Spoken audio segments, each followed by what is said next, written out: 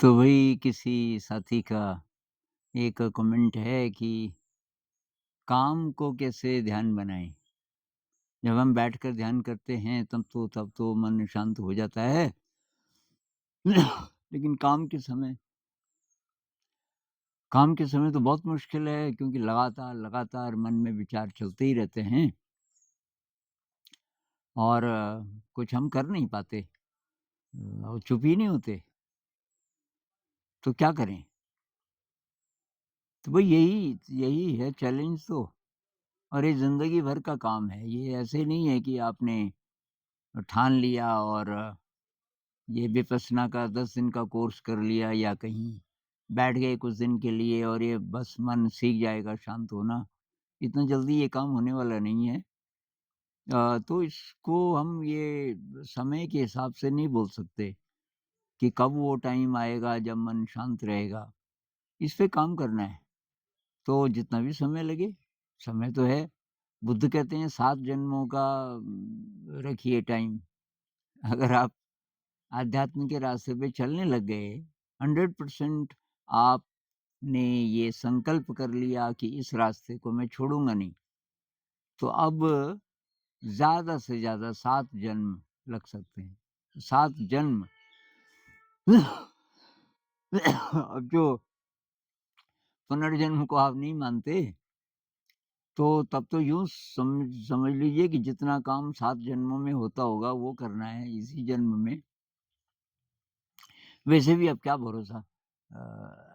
अगले जन्म का क्या भरोसा कहाँ पैदा होंगे, याद आएगी कि नहीं आएगी अध्यात्म की, पता नहीं कहीं फँस जाएँ ऐसी सिचुएशन में कि याद ही ना आए।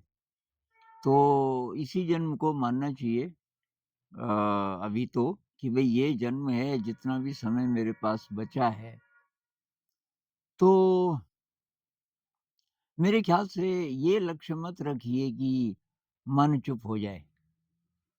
और कुछ-कुछ संत तो कहते हैं कि भई ये एटीट्यूड ही गलत है। मन मन को रहने दो, वो जो बोलता है बोलने दो उसको। आप एक तो बॉडी अवेयरनेस को बढ़ाओ। अब कुछ लोग कहते हैं कृष्णमूर्ति जी तो बोलते ही नहीं। अरे भाई तुम एक्सपेरिमेंट करो अपने साथ। सारे गुरु लोग अपनी-अपनी हाइट से बोल रहे हैं। तो हम जिसकी हाइट पे होंगे तो उसी के हिसाब से चलना चाहिए। तो हाइट का मतलब है कि आपके मन में विचार आ रहे हैं ना और चुप होते नहीं। कृष्णमूर्ति जी तो कहते हैं कि देखते रहो चुप हो जाएँगे। तो बहुत हाई एनर्जी में ऐसा हो जाता होगा। कुछ-कुछ कमेंट्स ऐसे आते हैं मेरे लिए कि अ, उन्होंने इस पे काम किया तो मन चुप होने लग गया बीच-बीच में और उससे बहुत हाई एनर्जी बनती है वगैरह। लेकिन अब नहीं हो रहा है मन चुप तो क्या करें? तो बॉडी अवेयरनेस को बढ़ाइए। शरीर को महसूस करते जाइए। अभी पिछले हफ्ते एक कमेंट था कि अगर बॉडी अवेयरनेस हम करने लगें तो मन तो वैसे ही शांत हो जाता है। तो प्रैक्टिकल करना पड़ेगा। गुरजेफ बहुत ज़्यादा वैल्यू देते हैं इसको, बॉडी अवेयरनेस को। तो एक तो बॉडी अवेयरनेस, दूसरा मन को शांत करने की बजाय विचारों को स्टडी कीजिए कि ये किस प्रकार के हैं, क्यों पैदा होते हैं, एक विचार से दूसरा विचार कैसे जुड़ता है, जिसको एसोसिएटिव थिंकिंग कहते हैं ना, अंदर ही अंदर लड़ियाँ बनती जाती हैं विचारों की। एक विचार आया, उससे दूसरा जुड़ा, उससे तीसरा जुड़ा। जैसे मैंने देखा कि भई ये पतझड़ का मौसम है, ये पत्तियाँ पीली हो गई देखो। ये जो मेरे पीछे पेड़ हैं, तो ये चेस्टनट है मेरे ख़्याल से, जिसकी पत्तियाँ पीली हो गई और अब इससे जो और थॉट्स ट्रिगर होते हैं, वे चिनार का वृक्ष है और उसकी भी पत्तियाँ इससे कुछ मिलती-जुलती हैं। इसकी एक ही टहनी में 5-6 पत्तियाँ इकट्ठी, तो वो पंजे जैसी लगती हैं, हाथ का पंजा और चिनार का तो एक ही पत्ता होता है, उसी शक्ल का। और एक फ़िल्म थी ना, हिंदी की फ़िल्म थी और उसमें एक गाना भी था जिसमें चिनार के पत्तों का वर्णन है और उसमें शायद किसी क कश्मीर जैसी जगह अब हो गया ना शुरू और उससे कुछ और लिंक होता जाता है। तो ये किसी भी चीज़ से मतलब दृश्य से, आवाज़ से, स्पर्श से, स्वाद से, गंध से, एक तो ये पाँचों इंद्रियाँ ये ट्रिगर कर सकती हैं बहुत बार मन ही मन मन में कोई विचार आता है, एक उससे दूसरा जुड़ता है, उससे तीसरा जुड़ता है।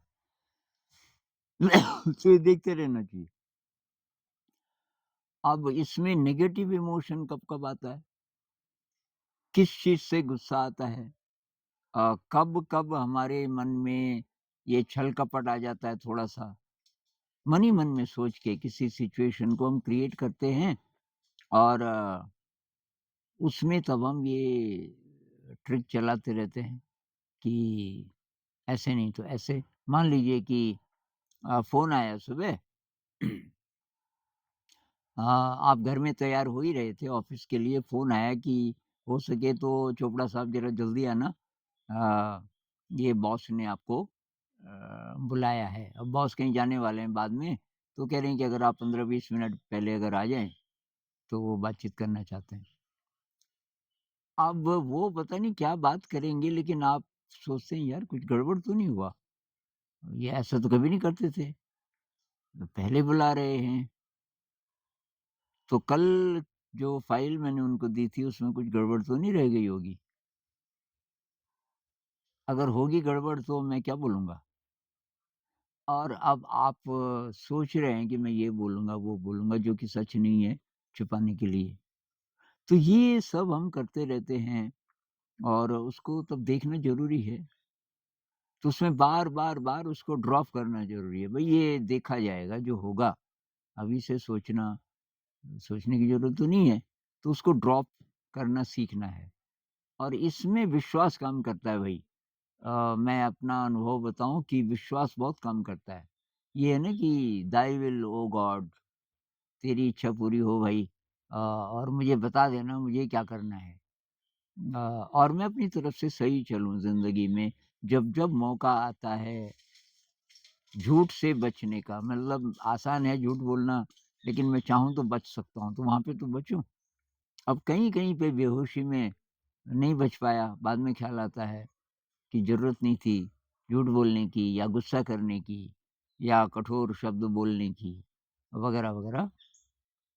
तो ये जो चलता रहता है ना थिंकिंग अंदर, अब थिंकिंग चलता है भाषा में और फिर इमोशंस चलते हैं, इमोशन और फिर सेंसेशंस बॉडी में आ सकते हैं। सेंसेशन का मतलब गुस्सा आया आपको, कुछ सोच के कोई बात याद आई तो वो तो था दृश्य और उसके साथ जो हुआ, जो घटना हुई उसके साथ जो शब्द होंगे, सेंटेंसेस होंगे वो सब याद आया और अचानक इमोशन ट्रिगर हुआ। क्योंकि उस समय जब ये घटना हुई थी, उस समय भी आपको गुस्सा ही आया था, अभी फिर आ गया। तो गुस्सा कहते हैं ये जो इमोशन है बहुत फ़ास्ट है। ये गुरजेफ कहते हैं कि emotion is 36,000 faster than thought विचार से 36,000 गुना फ़ास्ट है इमोशन। अभी 36,000 पता नहीं कहाँ से आया। मतलब ये होगा उनका कि क्या पता ह्यूमरसली बोला हो कि भई बहुत फ़ास्ट। इमोशन तुरंत सारे शरीर में फैल जाता है, सेंसेशन के रूप में या कह लीजिए फीलिंग के रूप में। जब हम फीलिंग बोलते हैं ना तो ज़्यादा हमारा मतलब शरीर की संवेदना से होता है और जब हम इमोशन बोलते हैं तो ज़्यादा मतलब ये माइंड से होता है। तो ये क्या-क्या आ रहा है, क्या-क्या उत्पन्न हो रहा है और नष्ट हो रहा है। तो ये सतिपटठान सूत्र में बुद्ध कहते हैं चित्तानुपස්සना और धम्मानुपස්සना में यही बात है सारी। क्या मन में पैदा हो रहा है, क्या नष्ट हो रहा है। और ये राग पैदा हुआ, ये थोड़ी देर चला, ये नष्ट हो गया, देखते जाओ। ये द्वेष का विचार पैदा हुआ, उसके साथ इमोशन भी और फिर चला, फिर नष्ट हो गया। तो जो आ रहा है और जो जा रहा है, उसको पहचान सकें, पहचानना ज़रूरी है। और तब धीरे-धीरे, धीरे-धीरे विचारों का पैटर्न बदलेगा और ये नेगेटिव इमोशंस का ड्यूरेशन बदलेगा। पहले बहुत ज़्यादा देर रहता था, अब ज़रा-ज़रा कम। अच्छा, आपके रिएक्शंस बदलेंगे।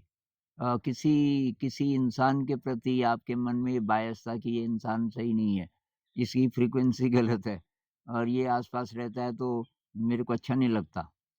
अब धीरे-धीरे आपने इस पे काम करना शुरू किया कि भई वो जैसा है वैसा है, तुझे क्या हो रहा है? ये तो पहले से मन में बैठा हुआ है ना उसके प्रति थोड़ा-सा द्वेष भाव, तो उसको न्यूट्रल कर दो, कुछ नहीं देखेंगे क्या होता है और धीरे, धीरे, धीरे वो बदलता है। उस इंसान से आपका रिश्ता भी बदल सकता है और फिर वहीं तक ये सीमित नहीं होती ये बात, जब आप वो कुछ नया सीख लेते हैं तो कई और सिचुएशंस में भी वो लागू होने लगता है। तो ये भई निरंतर प्यूरिफिकेशन का रास्ता है। धीरे, धीरे रे मना धीरे सब कुछ होए। माली सींचे 100 घड़े ऋतु आए फल होए। ये जो हम चाह रहे हैं ना कि भई मन एकदम अनुद्विग्न रहे, एकदम शांत रहे, ये तो फल है, ये जब आएगा तब आएगा। लेकिन माली सींचे 100 घड़े, हम निरंतर, निरंतर कोशिश करते जाएँ, अपने अंदर पॉज़िटिव को सींचते जाएँ, जो खरपतवार है उसको निकालते जाएँ, तो धीरे-धीरे होगा।